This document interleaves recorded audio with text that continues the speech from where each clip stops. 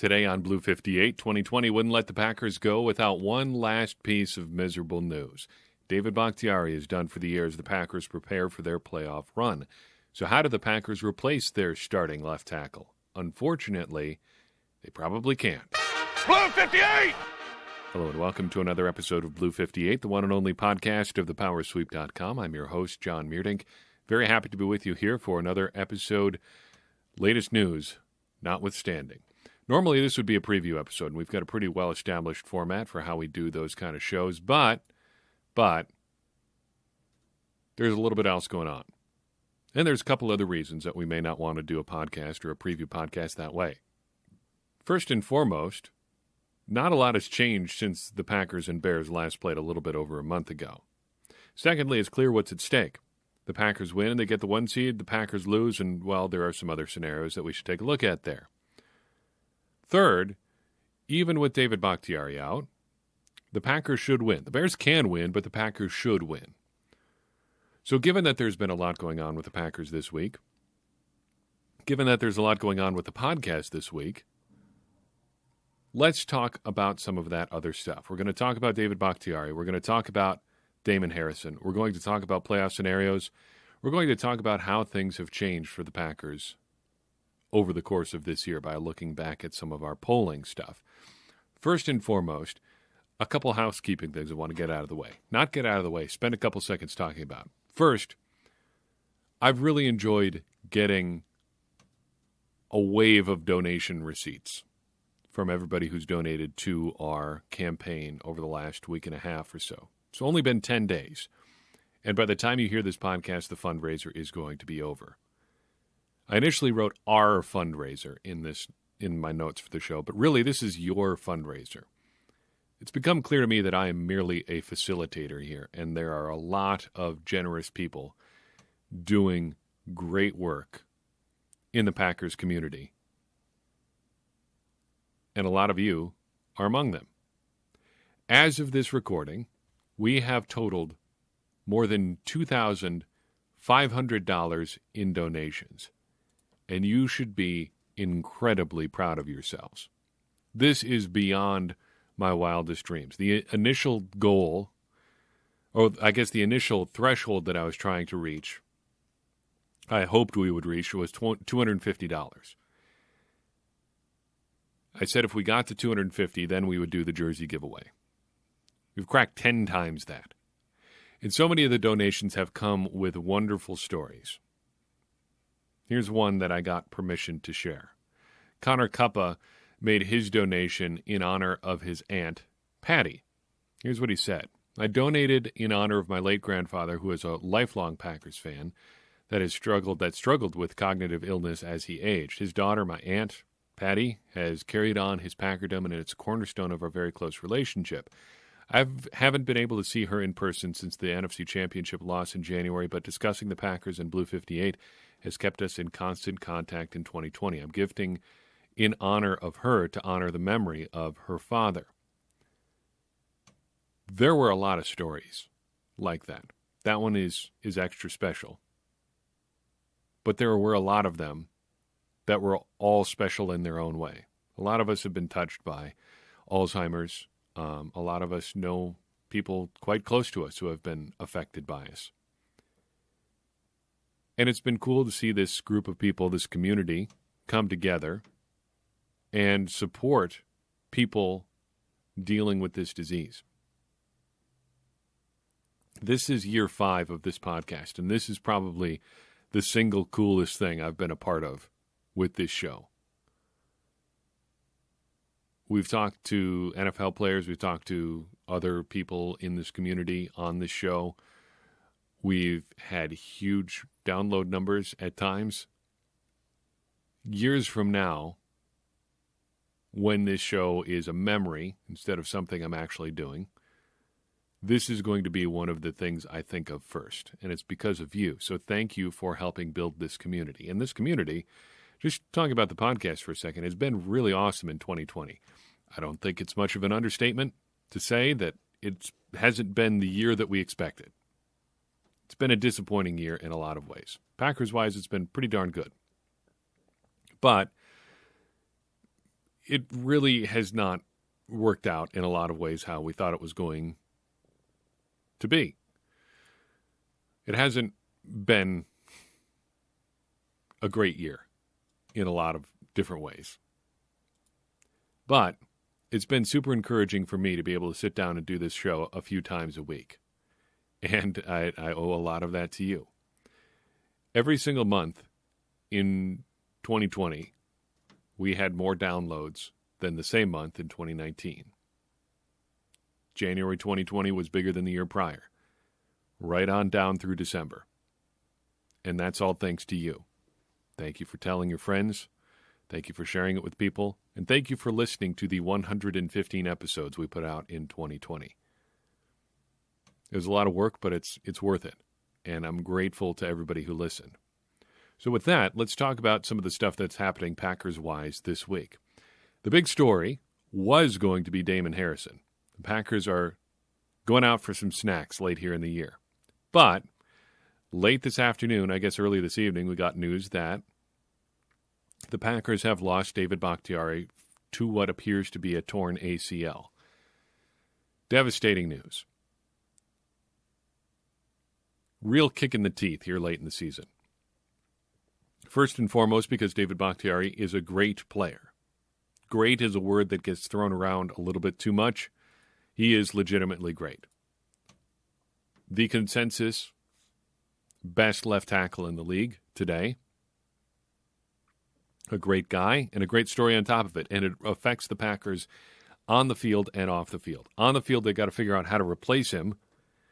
And they really can't. There is no replacing David Bakhtiari. This is all mitigation at this point. Off the field, a cornerstone in the locker room, a true leader. That's something you can't get back. That's something you just have to hope you can figure out a way to kind of rally around everybody else. So what do the Packers do from here? I think there are three clear options, and I've written about this at acmepackingcompany.com. Head over there. There's going to be a lot of conversation about this over the next couple of days, and we're going to get a up-close and personal look at what the Packers do to figure out their left tackle situation this weekend. First option, move Rick Wagner from right to left tackle, start Billy Turner at the right side, and then bump Lucas Patrick into the lineup at right guard. Mentioned this off the bat because this is what the Packers did the first time David Bakhtiari got hurt. They quickly responded by switching Wagner over to the right side, bumping Billy Turner from right guard to right tackle, and shifting Lucas Patrick in at right guard. This would not be my preferred alignment, but I think we got to mention it just because it's what the Packers have done in the past. Secondly, and I think probably most likely, I think the Packers are going to take a long, hard look at starting Billy Turner at left tackle, sliding Lucas Patrick in at right guard, and then leaving Rick Wagner at right tackle. This is what the Packers did for the 3 full games that Bakhtiari was out, and it worked pretty well. They played the Texans, Vikings, and 49ers in that stretch, and Aaron Rodgers was only sacked twice, once each against the Vikings and 49ers. Now, to be fair, that's not exactly premier competition. The Texans' defense is not exactly a murderer's row. The 49ers are injured as they can possibly be. And the Vikings, while stout up front, did not have any premier edge rushers either. That said, doing this allows you to essentially leave the right side fairly intact, given how much time Lucas Patrick has spent over there. And it gives you pretty solid options at both ends of the line. You don't have it just a bunch of question marks on one side, as we'll see in a second, while leaving one side essentially alone. I think this is probably what you're going to see the Packers do. But there's a third option that we can't leave off the table either, and that's starting Elton Jenkins at left tackle and Lucas Patrick at left guard. This is intriguing to me because I think it's pretty clear that Elton Jenkins is the best athlete on the line. He can play anywhere. Why not see what he can do? it could be that Jenkins is the tackle of the future on the right side. Why not see if he can start at the left side as well? He started at tackle this season already. Give him another shot. This also leaves the right side of the line completely intact. From Corey Linsley to Rick Wagner, everything is in good shape. There are a couple additional considerations to make here. First, what do the Packers think of John Runyan as compared to Lucas Patrick? Runyan might just be better at guard than Patrick is. He's a bit lighter than Patrick, but he's taller, longer. And he might just be better. Lucas Patrick was playing hurt the last couple times he went out, but he did not play well, especially against the Eagles. And if the Packers are trying to see what they have in John Runyan, maybe now's the time. Whatever of these lineup combinations the Packers go with, maybe they put John Runyan in instead. What could complicate this entire thing is Rick Wagner. He is also hurt right now, and if he can't go, then things get really interesting. Then we start talking about maybe Simon Stepanek gets a look here at guard while they really try to shift things around. Because it's possible they could need to make changes at both guard or both tackle spots. So if they have to start backup tackles at both sides, you probably are starting both Elton Jenkins and Billy Turner at tackle in some combination. Then you have to replace two guards. It gets complicated, doesn't it? You've got Lucas Patrick, sure. What do you do from there? Suddenly things get really thin, and you see why backfilling on the offensive line becomes so important. This is going to be a sticky situation. I don't think it sinks the Packers, but it's surely not something you want to have to be figuring out right as the playoffs are starting. Let's talk about Damon Harrison. Packers claimed Damon Harrison on waivers yesterday. It was in Green Bay practicing today. 6'3", 350 pounds, former All-Pro. Kind of been flirting with the Packers for a while, dating back to when he had a visit scheduled earlier this season. He never ended up making that visit. He signed with the Seahawks, and he played 6 games there earlier this season. 138 snaps over those 6 games, but he was going to be inactive this past Sunday. And he said, you know what? I'm done in Seattle. Cut me. If you don't think I'm worth playing. They did. Now he's in Green Bay. Apparently played pretty well when he was in Seattle, too. Not good enough to start this past week, I guess. But Pro Football Focus gave him a run grade of 81, run defense grade of 81 over the time he was in Seattle. Highest graded Packers run defender is Kenny Clark at 72. Don't expect much from this move, but there's pretty much no downside here either. Without looking at any stats at all, do you think the Packers can improve with a move over the run defense of a guy like Tyler Lancaster? Probably, right? Dean Lowry? Probably about the same. Kingsley Keke? Yeah, he's more of a pass rusher at this point, so I would say yes. What about Brian Price, the other defensive lineman on the roster right now? Yep. I think it's pretty clear that it's worth a gamble. The big question here is how much Harrison is going to play. And I think if you can get 15 to 20 snaps from him that allow Kenny Clark to move to different spots on the defensive line instead of playing just nose tackle, that's pretty much all you're going to need. Even if you could take Kenny Clark off the field for a couple snaps, in obvious run situations, just keep him a little bit fresher, that works too. And if the Packers want to play heavier fronts and bump Harrison up to the 20 to 25 snap a game range, that also works too. No real downside here. If he's an upgrade over 3 of those 4 linemen that we mentioned, even 2 of those 4, that's still probably worth keeping around. He doesn't have to play every single snap to make an impact. And I think he still is going to have an opportunity to make an impact on the Packers this season. Playoff scenarios. These are a couple things you should be aware of as the Packers go into this weekend. And unfortunately, all of the relevant games are going to be happening at the exact same time. So it's not like the Packers or the Seahawks could lose or something and the Packers game suddenly becomes meaningless and they can decide at the last minute, hey, we're not going to start anybody worth playing in the playoffs. No. The Seahawks and the Saints all play at the same time as the Packers. So, unfortunately, the Packers are going to have to ride this one out anyway. The simplest scenario you should be aware of is this. The Packers get the first round bye if they win over the Bears, and I think that is a pretty good possibility, even with David Bakhtiari out. That is something we should keep in mind. As good as he is, he's only one player. And as good as he is, he's not the most important player on the Packers roster. If Aaron Rodgers had torn his ACL in practice, we might be having a slightly different conversation. So, Packers win on Sunday. They get the first round bye, without question. The Packers can also get the bye if Seattle loses or ties. And again, Seattle is playing the 49ers at the same time as the Packers play the Bears. Seattle ends up getting the first round bye if they win and the Packers lose and the Saints lose. They're the other player in this game here. The Saints will end up with the bye if they win and Seattle wins and the Packers lose. I don't exactly know how Seattle winning plays into the Saints still getting that spot, but that's what the NFL says in their official tiebreaker protocol, so I'm just going to go with that. Should the Packers lose, it doesn't seem like they can go any lower than the 2 seed, which means that if they do lose, they'll get the lowest seeded non-division winner. Right now, that would be the Chicago Bears. If the Bears win and get into the playoffs, they'll end up playing the Packers at Lambeau Field next week, which would be hilarious.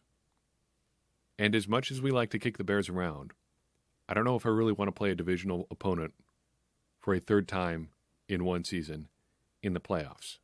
That just seems, well, I'd just rather not do it. We didn't get a chance the last couple of weeks to talk about complete polling data because of when we had to record, so let's take a second and get caught up on how Packers' key figures are doing in the polls. Overall, people are feeling pretty good about the Packers, and it should be noted that our polling data concluded for this week before news of David Bakhtiari's injury broke, so that may be a consideration here. But some notable movement in the polls. Aaron Rodgers hasn't moved at all lately. He's been at 100% approval rating for the last 3 weeks and hasn't been lower than 93.5 since week 9. Pretty darn good for Aaron Rodgers, the presumptive MVP frontrunner at this point, I would say. Also polling very well is Matt LaFleur at 100% approval rating this week. This is the third time this year he has hit 100%. Brian Gutekunst has his approval rating up to 85%. That is the highest it's been at any point this season. And it's the highest he's been since the final poll of last year. People were not a big fan of his offseason moves, and it shows. It showed in the early season polling. He debuted this season at 58%, but has slowly sort of climbed his way up the polls. And people are now feeling pretty good about Mr. Gutekunst. People are also changing their tune on the defense a little bit. The approval rating for the defense is at 60% this week. That is the highest by far since week 1 and like a 50% jump over a week ago. And jumping right up with them, though not nearly as high, is Mike Pettin. 20.3% of our voters approve of the job he is doing with the defense now, after that big effort against the Titans last weekend. That is his second consecutive week that he's in double digits and the highest he's been since he was at 25.3% all the way back in week 3. I'm very interested to see how people are feeling about the Packers after this week. We will see. The playoffs are coming, and the Packers are going there at least as a division winner. Now, to close out this podcast and to end my final recording session of 2020, I want to leave you with the blooper roll that we rolled out earlier this year. I wanted to do this as kind of a lighthearted end to a long, difficult season. It also seems like we could do with a little bit more of a laugh right now, given the news that we've gotten today as well. So, enjoy a couple minutes of laughing at me. If you can't laugh at yourself, what can you do? In the meantime, take care of yourself, have a happy new year, and we'll meet back here after the Packers beat the Bears on Sunday. Sound good? Good. Thank you so much for listening to Blue 58 this year. please keep sharing this podcast with people you think would enjoy it. That's the biggest and best thing you can do to help us grow. In the meantime, it's going to help us all become smarter Packers fans. And as I always say, smarter Packers fans are better Packers fans, and better Packers fans are what we all want to be. I'm your host, John Meerdink. Enjoy laughing at me a little bit. Hello and welcome to another episode of Blue 58, the one and only podcast of thepowersweep.com. Dropping my microphone is what I'm doing. Some of those questions we'll take on today. Others will wait a little bit. We'll wait a little bit. A strong 49ers team steamrolled the Packers, leaving us to we saw the culmination of a lot of his work so far. So we saw the culmination of a lot of his work so far. So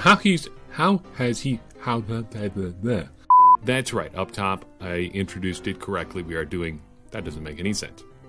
Hello and welcome to